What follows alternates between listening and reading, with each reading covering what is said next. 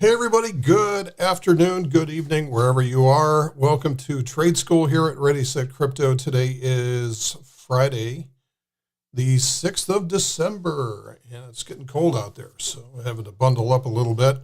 Hope everybody's doing well out there and enjoying the rally.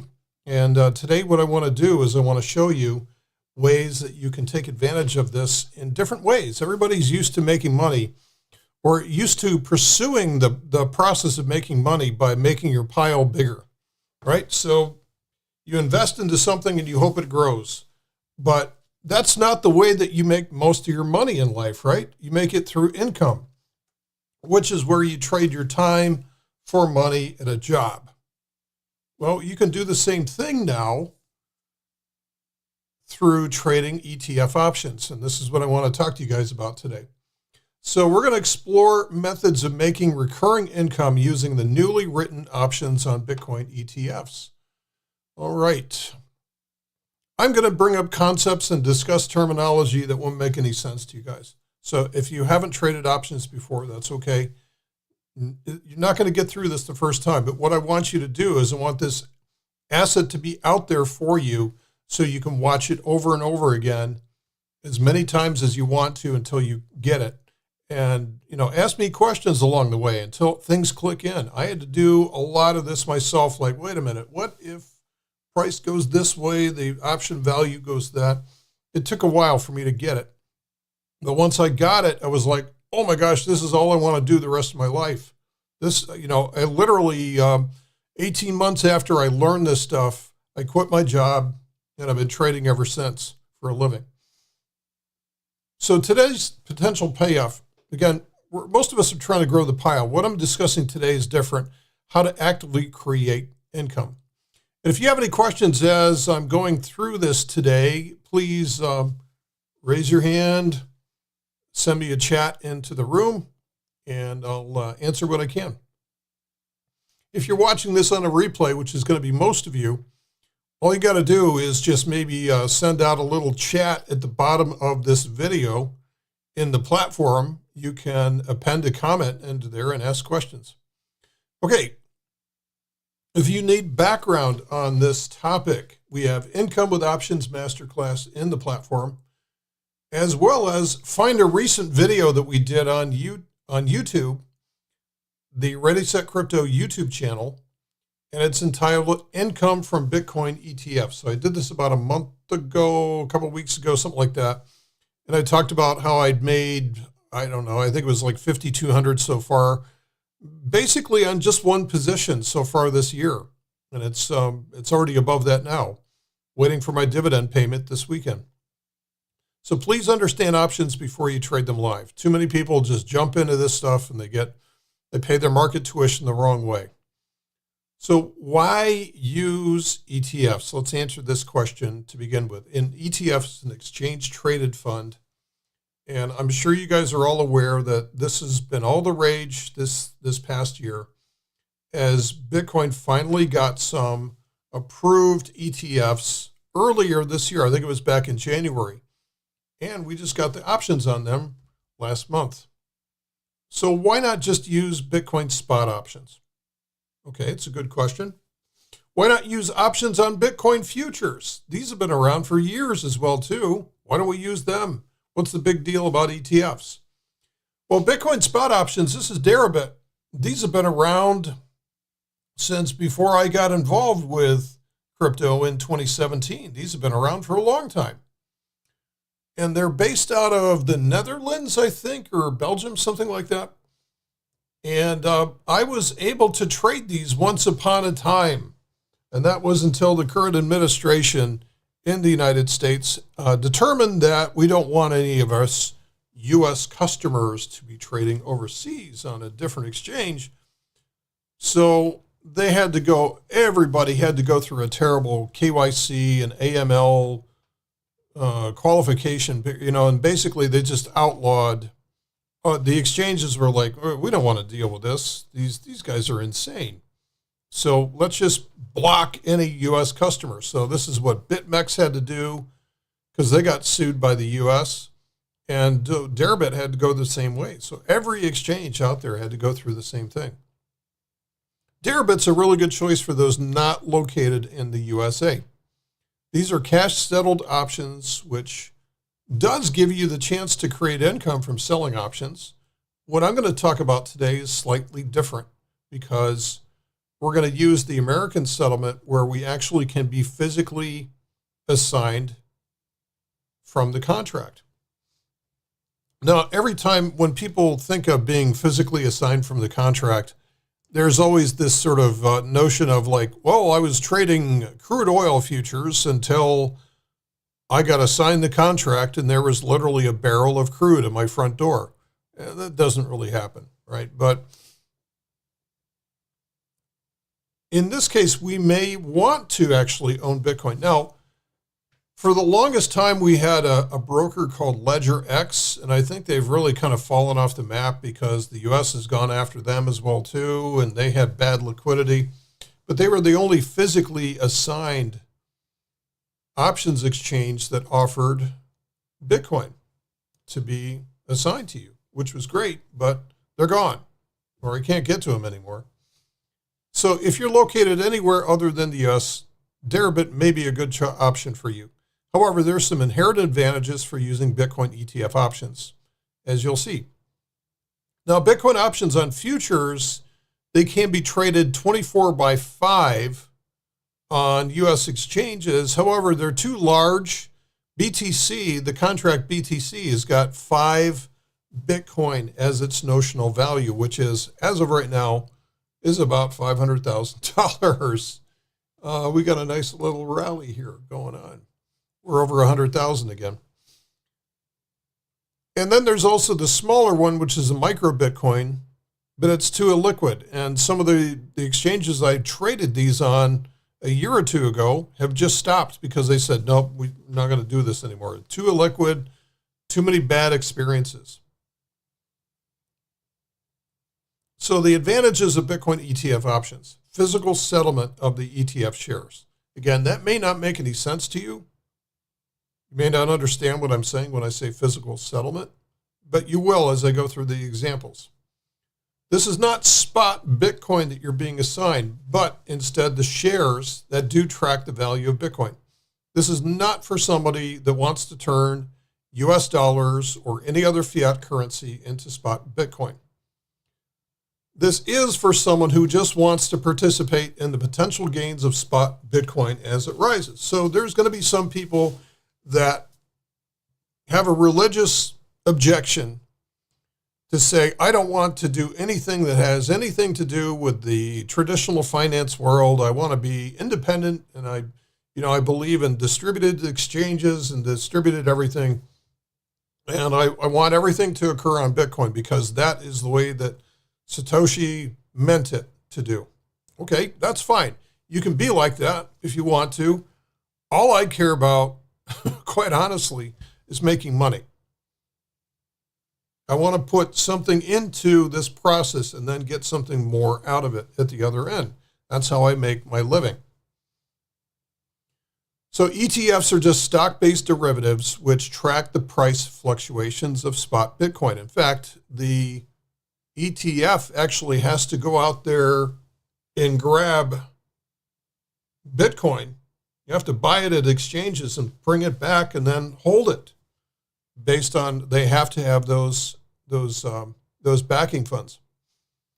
These ETFs can be traded in any account which offers access to the NYSE or NASDAQ assets. So I've got plenty of customers that are out there that live in different countries, and they've got TD Ameritrade or Schwab or Interactive Broker or E-Trade accounts, or whomever will service your country. And they're able to, in fact, Australia is probably one of the most liberal of these in terms of their ability to offer access to different countries. So I've had Australian customers for decades now, trading U.S. assets. You cannot have your shares stolen, unlike crypto. That's a big advantage. I've never had anybody reach into my account and grab stock shares out of there. It's not going to happen. There's no private public keys. It's like once you buy the stock, you have ownership of it, and that sits on the broker. So it's something that they host for you. So I know in crypto there's sort of this look down your nose at distributed or centralized exchanges. There's sort of this notion of like, not your keys, not your crypto. And certainly, that's something that we've said over the years as well too, because I mean, how many stories have we had starting with Mt. Gox, people getting ripped off based on, and then there's the FTX debacle where you didn't do anything wrong, but you still lost your funds because the exchange cratered. So there is some degree of that. However, the E-Trades and the Schwabs and, who else is out there? Tasty Trade even, they're not going anywhere. They do a very good job of risk management. They're not going to be setting up, they're not going to be moving up out of town overnight or anything like that. So there are some disadvantages of Bitcoin ETF options. It only trades during normal exchange hours 5 times a week, no weekend access. So it opens up at 9:30 in the morning Eastern time and it closes around 4 o'clock Eastern time. So it's 6.5 hours a day. It's open 5 days a week. I think that's going to change. Honestly, I think that's going to change. They have to. Crypto set the standard for this for 24/7 access. The technology's out there. It's just that I think these older folks don't want to do it. They don't want to, they don't want to be trading over the weekend or anything like that. They want the idea of being able to set up mark to market at the end of the day and know exactly what's out there. The other advantage is that it must be traded in a full contract size. So you can't do like half of a contract. You can't do 50 shares and sell any options against them. It has to be in multiples of 100 shares. So as of today, IBIT is sitting there at, what's the price of IBIT right now? $58 a share. So you need at least 5,800 to play in this. So this generally means that for wheel strategies, you're going to need at least a $5,000 account. Now, there's other ETFs that are more compressed, but I don't recommend using them if they've got leverage to them. You don't want to do that. They will eventually move to 24/7, but when? So I don't know. Okay, everybody doing all right? Any questions so far?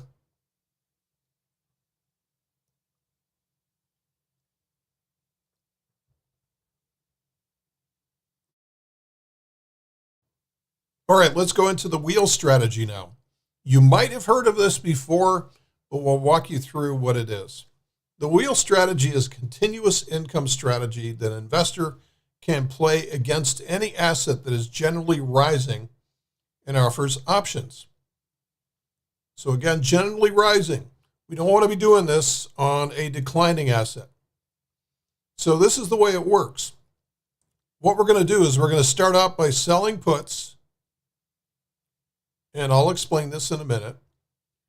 And we're going to keep doing it again and again and again and again until we finally get assigned, until the price drops below that strike price and we get assigned. And we're the proud owners of 100 shares of stock or more, depending on how many contracts we sell. Now, if you own an apartment building, and if I were to go up to you and say, hey, nice apartment building, that's awesome. How many tenants do you have? And you look at me like, tenants, what are those? Well, that would be ridiculous, right? If you're going to own a rental property, you're going to rent it out. And that's what we should do with stock shares. We can actually rent them out by selling calls against them. I'll explain that in a minute. And eventually, then we will get assigned on the calls. And that means that we're back to cash again. We're back to our fiat money. And then we can go back to selling puts again. So it's the wheel. It just goes in a big circle like this. It generally starts with a cash secured put option. Doesn't have to, but it generally does. So here is here's a chart of the IBIT, and this is earlier today before it's blown above 58. And so what you're doing is you're selling a put option at a strike price where you would be a willing buyer of the shares. That's how I want you to start. look at the chart and say, where would you be a willing buyer? And for the example today, what we're going to do is we're going to say, I would be a willing buyer if the price dropped down to the latest support level, which is about 52. That to me is the latest level of support where strong buying came in. So if the price came down here to 52, and if I sold that put option, I'm obligating myself to buy that if the price comes down. I get paid for that though. So I'm being paid to buy it at a pullback. The closer the strike price is to where it's currently trading, the more you get paid. So if I sell here at 52, if I were to sell at 56, I'd get a lot more money for something like that. So it's a balance. What you're figuring out is like, well, I don't want to buy it unless it's a certain pullback. And some people can do things like, well, let's do fib retracements on this. There's a 38.2 fib retracement. Let's sell at the 38.2. Or let's sell down by the lower Bollinger Band. Or there's all kinds of different ways to do this. So here is today's option chain. Again, this is a little while ago. The price was at 57, not 58 like it is now. And you have to understand that this is declining, going up. You have to almost stand on your head to understand that. So if we sold at 56, we'd get a lot more money. Look at this, we'd make $400 versus 52, and 52 is down here. We're going to make 200, 235 or something like that. Okay, so that's how to read an option chain, the bid and the ask. There's a market for each option. So let's do some math. If you sold the 17 January, that's what these options were. This is the 17 January option series. If you sold that 17 January 2025 $52 put option today, and by the way, by the time you look at this, the prices are going to be different, you would immediately collect $230 of credit, and that cash goes right into your account immediately. Boom, all of a sudden it's right there. As soon as you sell that contract, you can do whatever you want to with it. You can withdraw it from your account. You can spend it. You can do whatever you want to with it. It's income. You just made income. Your obligation is to buy 100 IBIT shares per contract if and only if the price is at 52 or lower by January 17th. You keep the 230 no matter what. The only question is whether or not you'll have to buy the shares if the price drops. If the price keeps on going, then you keep that money, and then the option will expire on the 17th of January. So if we look at the math for this, $230 divided by 5,200, and the way I got 5,200 was we're selling the $52 put option, and don't forget, every contract we have to buy 100 shares. So that's 5,200. So 230 divided by 5,200 is a 4.4% return. Guys, seriously, we're getting 3 and 4% returns on money market funds now for a whole year. And you can make this in a month. You can make this in a month, 4.4% return. And you can actually do much better than that if you want. For doing absolutely nothing over the next 42 days, this is what passive income is. You don't have to do anything. You set up the trade, you sit back, and you let time go by. Good afternoon, everybody. If you're just joining us, we are talking about this. If you have any questions, please let me know. So the idea is to keep doing this on a recurring basis. So if we'd been doing this back here, maybe we sold down here at $30 and then the price bounced up, pull down here, we sold it again at 34, price kept going higher. We did it at 44, price kept going higher. We're going to keep doing this again and again. This is why if we do this on an uptrending market, price is basically running away from your assignment. Now, at some point, this is going to turn around and get ugly, and that's fine. We'll take assignment of that because we've obligated to do that. We've said, all right, if it comes back down, I'll buy it on the pullback. You will continue to collect income and lower your eventual cost basis on the stock if and when you are assigned. So now let's assume that we did get assigned. We sold our puts, and we did it again and again and again. We did several cycles. Sometimes I've gone as many as 10 cycles before I get assigned. Sometimes I get assigned in the first cycle. Doesn't seem to matter, right? You just roll with it. So I get assigned, and now I am the proud owner of a whole pile of stock. At some point, the price drops below our strike price that we sold puts at, and we're assigned the stock shares at or before expiration. You can be assigned before expiration. If the price drops below 52 significantly, you may wake up one morning and all of a sudden there's no more option there. There's a whole pile of shares. Congratulations. We now own those shares, which is 100 shares times however many contracts that we sold. So landlords rent out properties. Why don't we rent out our stock? Aha, yes, we can do that. So once you own the stock, it's time to rent it out to the market and get paid for it.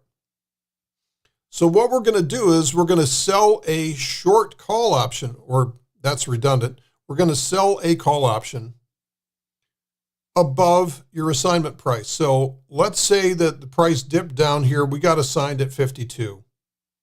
Let's just say for this example that we had sold the $52 put. The price dipped down here, assigned us, and now we're the proud owners of that. Well, we generally want to assign, or we generally want to sell above your assignment price. Because in case we have to surrender that stock, we don't want to lose money by being assigned. So we're going to sell it at 56 or 58 or 62 or whatever we can get. And the further out that we go, the less we get paid. You might lose the stock through assignment. However, this is a risk that you can control. This strategy, this part of the strategy of the wheel strategy is called covered calls. You're covering your stock shares with those, or your short call option is being covered by the shares. That's the way it is. So today's option chain with the calls, and by this time the price was up to 57.6. So if we had gotten assigned down here at 52, we want to sell it somewhere above where the current price is. And maybe I'd sell at 62 or so. Now, again, you can do this based on technical analysis. You can say, well, the top of the range or this channel, the top of the channel is a certain level. So you can be scientific about where you sell it. Or you can just do it based on statistics and delta. A lot of times I'll just do it based on a 30 delta. The market thinks that there's a 32% chance that the price will come up here by the 17th of January. So I've got 2/3 odds that I won't be assigned. And as long as that pays enough, then I'm fine with that. So I can do it technically or statistically. I can pick a strike price. So let's do some math here. If you own the shares with a 52 cost basis, just for example, so we paid 52 because we sold that put. You then turned around and sold the 17 January 2025 62 call option today, you would immediately collect about $350. Let's go back to this. You'd immediately collect probably about $350. In between here is the bid and the ask, the midpoint's about $350. Good chance you get filled somewhere around there. Okay, so $350 goes right into your account. Boom, cash, right into your account. Nobody's going to say, wait a minute, you can't touch that. No, you can do whatever you want to with it. It's cash that went into your account. You can withdraw it. You can go out and spend it on a party tonight. Your obligation is to sell 100 IBIT shares per contract if the price is at 62 or higher by the 17th of January. That's all you're obligating yourself to. You keep the $350 no matter what, so you're covered. The only question is whether or not you'll have to sell the shares if the price continues rising. Now, if the price actually goes down, you've got $350 of downside protection in case the price starts to drop below 52. You've basically receive some insurance money, which helps drop the cost basis. So if we do the math here, if the price of the stock goes from 52 to 62, that's going to be on 100 contracts or 100 shares. That's $1,000 of capital gains, plus that $350 of credit that we received. So that $1,350 divided by 5,200, which is our cost basis, that's almost a 26% return for doing nothing. We don't have to do anything to this. We can just sit back and watch the money roll in. So here's the next level. So we sold the calls, and then we got assigned. The stock disappears. We no longer own it. We don't have to let that happen. If we want to hold on to that stock, we can always buy back the contract and close it. Probably have to spend a little bit of money to do that, but I do that all the time. It's called rolling. If we want to roll it further up, we're just changing it out and pushing it further out in time and in distance. And it leaves us more room to do that. We got a question coming in from RJ. Purchasing the option requires US dollars rather than crypto. This is correct. This is on a US stock exchange, which does not use crypto as a currency. So these are on your traditional finance exchanges, or not exchanges, but brokers, like an E-Trade, like a TD Ameritrade, Schwab, like a Robinhood, Webull, El Toro, Tasty Trade, all of those types of brokerages. And they do everything in US dollars. If we sell those crypto funds into USD, then we're not gaining the crypto appreciation, right? No, that's correct. So if you're not getting any crypto from this, you're getting shares which go along with it. So I made a point early on in this presentation, and you're probably just trying to catch up. But if you have to decide whether or not you're into one of two camps here, RJ. There's one camp that I've been dealing with since I've been part of ReadySetCrypto, which is more of the, I would say, the crypto autonomy camp. And I'm not judging either one of these, right? I'm not judging either one, but one camp says, let's get away from the US dollar. It's about to explode. Let's get away from fiat currency. We want to do everything in Bitcoin or some other cryptocurrency. We want to use decentralized exchanges. We want to be autonomous. I want to be able to tattoo my public key on my forearm. I want to be able to, I'm going to memorize my private key. I'm going to be completely and totally independent from all this mess that got us into this stuff back in 2008. If that is your camp, then probably doing it through ETFs is not what you want to do. You want to be selling options on a crypto exchange. The problem is that in the US, it's really flipping hard to do that. So we can't pass the KYC and AML test through Deribit, which is the largest and, to my mind, really the only legitimate options exchange out there for crypto only. So the other camp is that we can just do this through stock shares, which is the old traditional finance world based on US dollars. And what we're doing is we're just tracking the price of Bitcoin through an asset that stock shares of the ETF, which are going to rise and fall with any move in Bitcoin.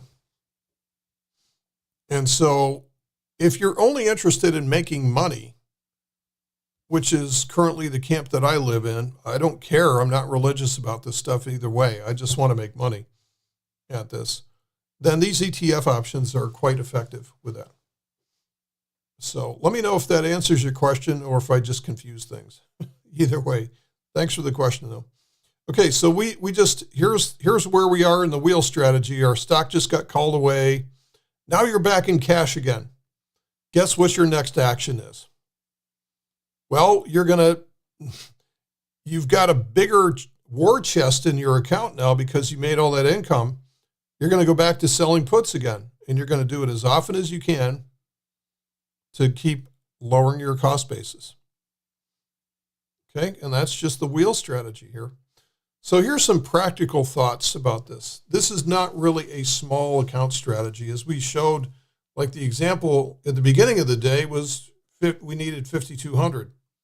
Now we need a little bit more than that because the price of Bitcoin has risen while we've been talking here, which is awesome. And we might need a little bit more because the price of the ETF has risen as well too. There are more efficient ways to use options to trade a small account. We can use spreads. And in the options for income course archives, I do go into how to set up spreads. So I did that years ago, how you can set up spreads. And if we want to, we can revisit that using ETFs. Don't use this during downtrending markets. So what you want to do is you want to use this for choppy to uptrending markets. But when we start to transition into the next bear, it's not a matter of if, it's a matter of when, as we all know. We seem to go through these things like every couple of years, there's another blessed bear to deal with. Don't try to trade this during a bear because it's going to be the old, you're going to be assigned the shares and then the price is going to keep going lower and lower. And pretty soon you're selling premium, you're selling call strikes that is below your cost basis, which is not fun. When you sell the cash secured put, you must commit to taking assignment at that price. So what I see so many times is here's a chart which is going like this. And somebody says, oh, I'm going to sell the puts right there. I'm going to get a nice big fat premium right there. And so as soon as they do that, they get run through. And their first action, usually the first time around you do that, is to say, well, I'll just close the trade. I'm losing a lot of money. I'll just close the trade. No. Don't do it that way. The other thing that I would say is if you're going to sell puts, wait until the price pulls back. Don't chase after it on a market with a runaway move like this. Don't chase after it by selling behind it because eventually you will get that pullback and you'll get run over. So don't get cold feet when you sell puts. During wildly bullish markets, like maybe now, you might want to hold off selling the calls until market exhaustion sets in. Otherwise, you're going to surrender some serious capital gains. So don't leave too much money on the table in the, just looking for income. Now, what I will do is I will break things up.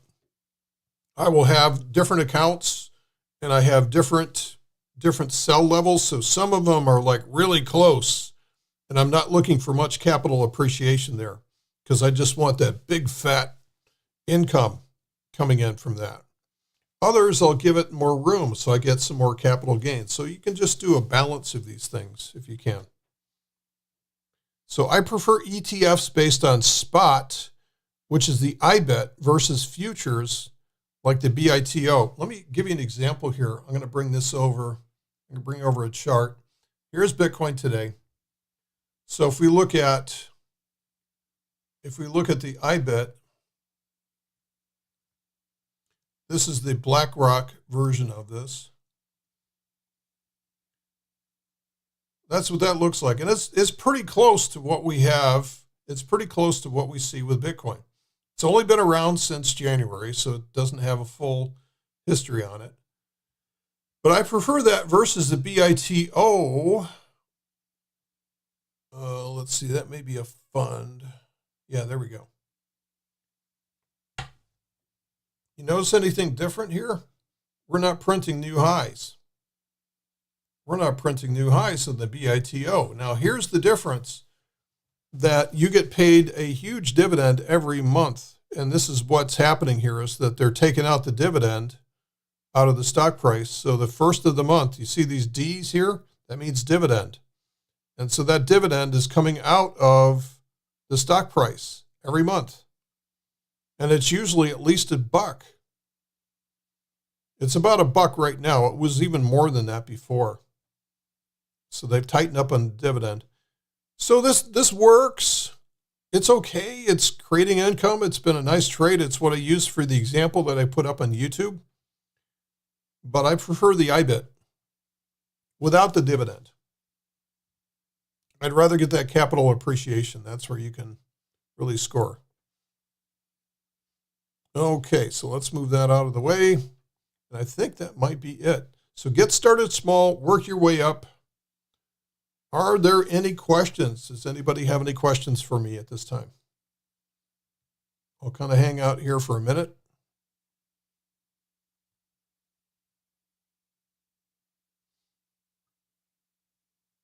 Bring up the price chart and see what's going on. That's a heck of a move.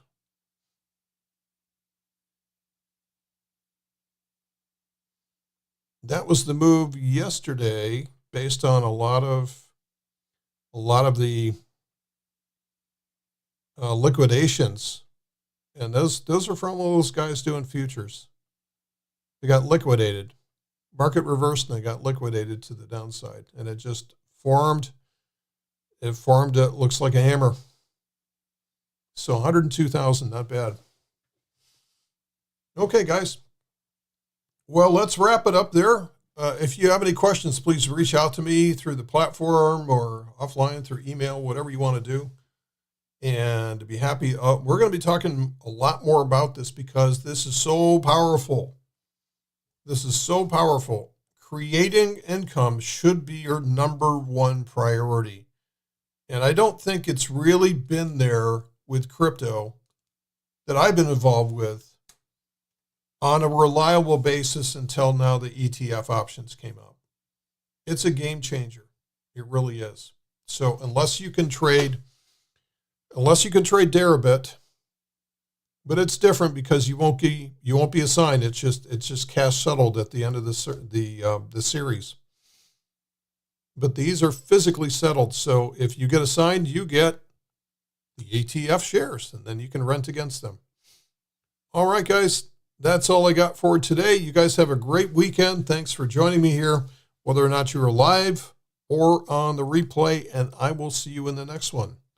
Adios, guys. Bye now.